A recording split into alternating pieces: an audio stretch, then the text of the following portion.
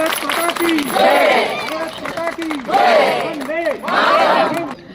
भारताच्या 75व्या गणतंत्र दिवसाच्या तुम्हा सर्वांना अनेक शुभेच्छा.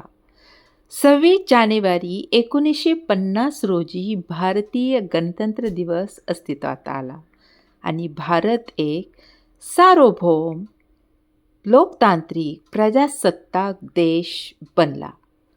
धर्मनिरपेक्ष व समाजवादी ही बिरुदं नंतर घुसवण्यात आली. तर राष्ट्राची एकता व अखंडता निर्माण करण्यासाठी जनतेत बंधुभाव निर्माण करणे सर्व नागरिकांचे कर्तव्य तथा जबाबदारी आहे. प्रश्न आहे ती आपण किती बजावतो. स्वातंत्र्याचा हक्क, समानतेचा हक्क, अभिव्यक्ती स्वातंत्र्याचा हक्क, कुठल्याही धर्माचं पालन करण्याचा हक्क आणि शोषणाविरुद्ध हक्क, संवैधानिक गोष्टी पायमल्ली झाल्यास त्याच्या विरुद्ध हक्क आणि शैक्षणिक हक्क असे बरेच हक्क दिलेले आहेत. पण प्रत्येक नाण्याच्या दोन बाजू असतात.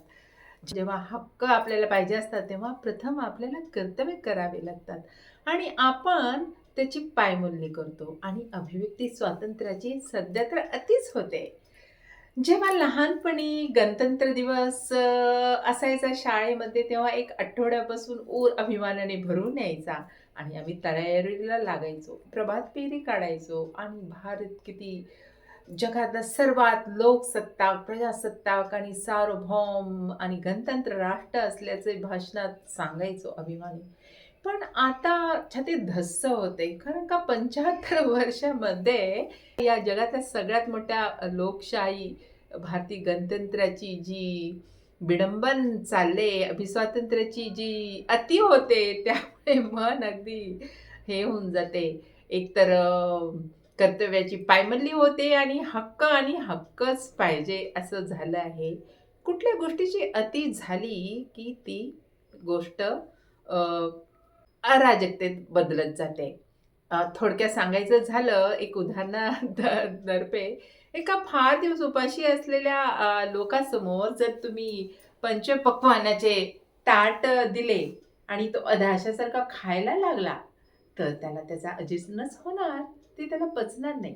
तसंच झालं स्वातंत्र्याची आणि हक्कांची इतकी बरसात झाली आणि लोक आपली मूलभूत कर्तव्य विसरले आणि हक्काचा आपल्या आपल्यानुसार सोयीनं अर्थ घेऊ लागले. अभिव्यक्ती स्वातंत्र्य म्हणजे काही बरं नव्हे किंवा समानतेचा आणि स्वातंत्र्याचा हक्क म्हणजे कसंही स्वैराचारी वर्तन करणे नव्हे. जशा समाज झपाट्याने बदलतोय आणि प्रत्येक जण हक्कासाठी मी वाटेल ते करीन, मी वाटेल ते बोलीन, पण एक सामाजिक बांधिलकी असते, एक सामाजिक तुमचं अस्तित्व असतं. समाजानुरूप तुम्हाला वागावं लागतं. आपल्या स्वातंत्र्याचा गैरफायदा आपण घेता कामा नये. ती भस्मासुराची कथा तर प्रचलितच आहे. शंकराला प्रसन्न केलं भस्मासुराने आणि त्याने त्याला वरदान दिलं की ज्याच्या डोक्यावर हात शेवटी तो भस्म होईल. भोळा शंकर त्याने ते वरदान दिलं आणि त्याची परिणिती म्हणजे त्याने सगळ्यांनाच भस्म करून टाकलं आणि वरदान देणाऱ्या शंकराला भस्म करायला तो निघाला. तेव्हा विष्णूने एक मोहिनी रूप धारण करून नृत्यात त्याला गुंतवून स्वतःच्या डोक्यावर हात ठेवायला लावला आणि अशा रीतीने तो स्वतःच भस्म झाला. तर सध्या जो स्वातंत्र्याचा कहर झालाय त्याबद्दल वाईट वाटतंय आणि असं वाटतंय की काही अशा अमर्याद, अनिर्विद आणि स्वैराचारी लोकशाहीपेक्षा ती थोडी हुकुमशाहीच बरी असती. थोडा अंकुश बराच असतो.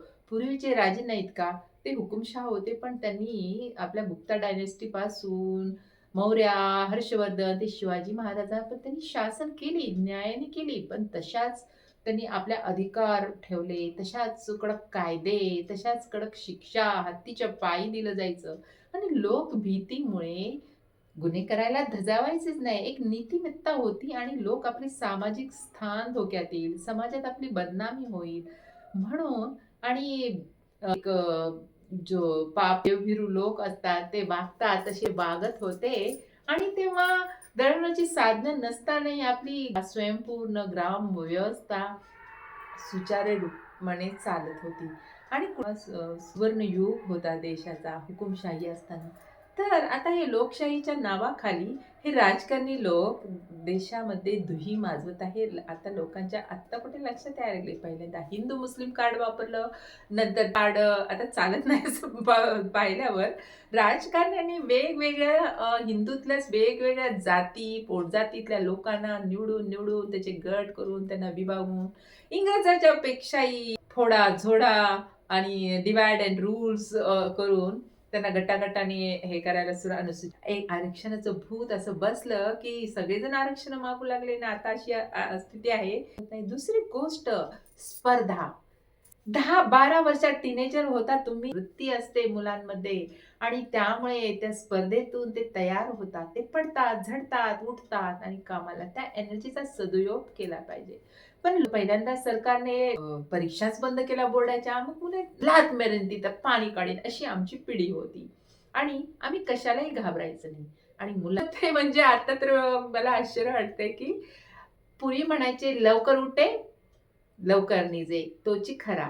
आणि हे एक विडंबन चाललंय. हे कुठे तर थांबायला पाहिजे. बाबासाहेबाबद्दल मला नितांत आदर आहे. कुशाग्र वृत्तीच्या बाबासाहेबांनी स्वतःच्या बळावर बॅरिस्टर ही पदवी मिळवली आणि आपल्या बांधवांना ह्या जात-पात आणि अन्यायकारक मुक्त केलं. ही छान गोष्ट आहे. पण त्यांनी राज्यघटना लिहिली. पण मी स्वतःही राज्यशास्त्राची विद्यार्थिनी आणि मी सगळ्या घटनांचा अभ्यास केलाय. तर त्यांनी इंग्रजांची, फ्रेंच, आयरिश, स्कॉटिश ह्या राज्यघटना सरळ-सरळ आपल्यासाठी घेतल्या. आता मला सांगा भारतासारखा खंडप्राय देश, 18 पगड जाती, विविध भाषा, बोली, प्रांत आणि अशा देशाला इंग्लंडसारख्या एका छोट्या फ्रेंचसारखी ज्यांचा एक धर्म आहे, त्यांची बोलीभाषी वेगळी, त्यांची भौगोलिक स्थिती वेगळी आहे. त्यांना जी घटना योग्य आहे ती आपल्याला असेल का?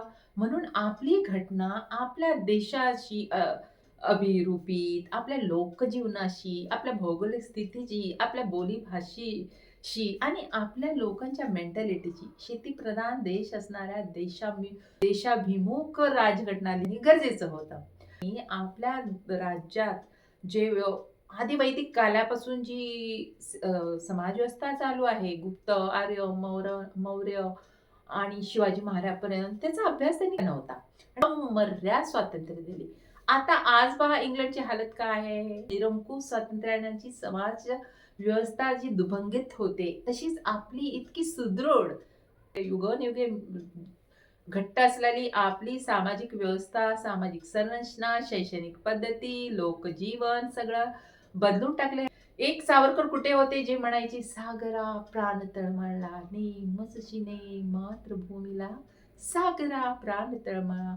असे म्हणणारे ते सावरकर कुठे आणि आता परदेशात शिकायचं म्हणून वाटेल ते करायला तयार होणारे, तिथंच लग्न करून तिथली सिटिझनशिप मिळवणारे लोक कुठे याचा विचार करा. म्हणजे एक देशप्रेम गेलं, एक संस्कृती गेली, सामाजिक बांधिलकी गेली, सामाजिक सलोखा गेला आणि आता आपण म्हणतो की आमची ती जगातील सगळ्यात मोठी लोकशाही प्रजासत्ताक देश आहे.